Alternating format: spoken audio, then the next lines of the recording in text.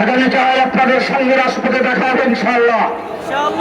হেফাজত ইসলাম বাংলাদেশ আগামীকাল স্টেজ থেকে যে কর্মসূচি ঘোষণা করবেন, সেই কর্মসূচি পালন করার জন্য জীবন বাজি রাখতে প্রস্তুত।